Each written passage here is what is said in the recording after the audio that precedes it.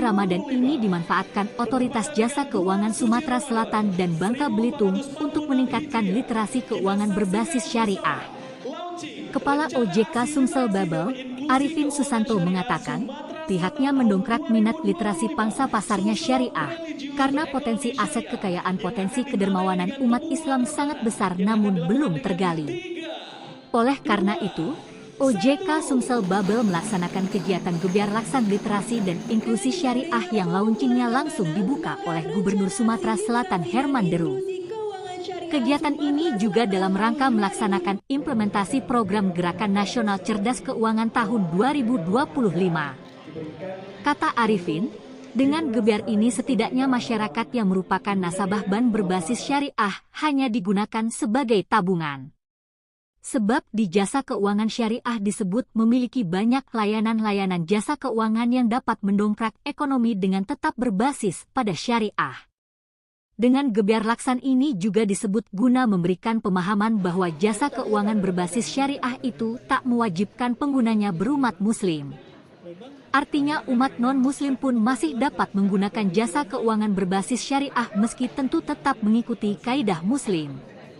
Di Sumsel ini umat muslimnya mencapai 80 hingga 90%, sehingga potensinya besar sekali.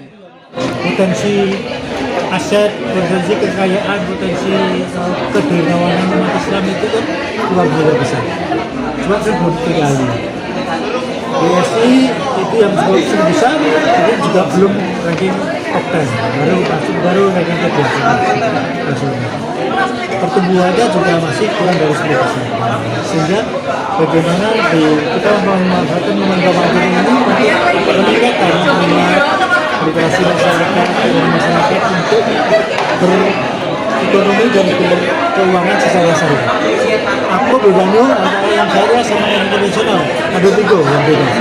Yang pertama, kalau yang prinsipnya keuangan syariah itu pasti hadir riba.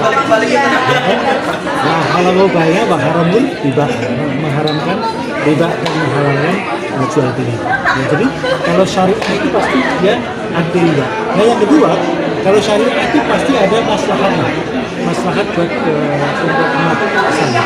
Katakanlah mudarabah, musyarakah, transaksi wakaf, itu kan membawa maslahat yang luar biasa, yang jangka panjang.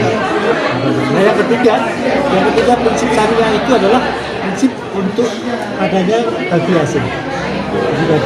Jadi tidak semuanya bagi hasil dan juga mungkin juga bagi rugi, dan ini juga semuanya untung terus.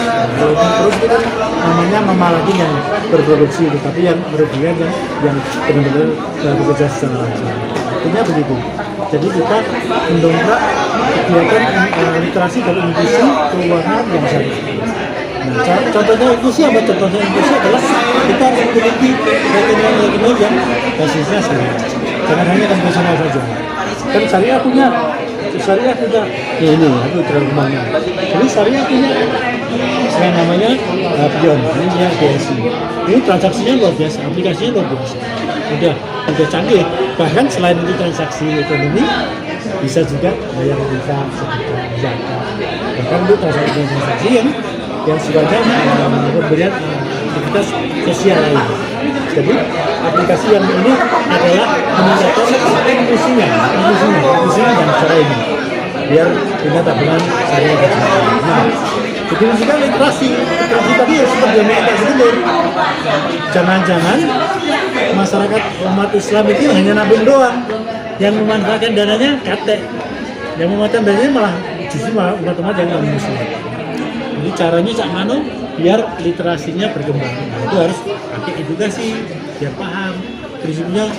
Bahkan sebenarnya bagi syariah itu tidak hanya untuk umat Islam, umat non-muslim juga boleh sekali ya. Sepanjang prinsip-prinsipnya menggunakan prinsip keuangan syariah itu bagus sekali.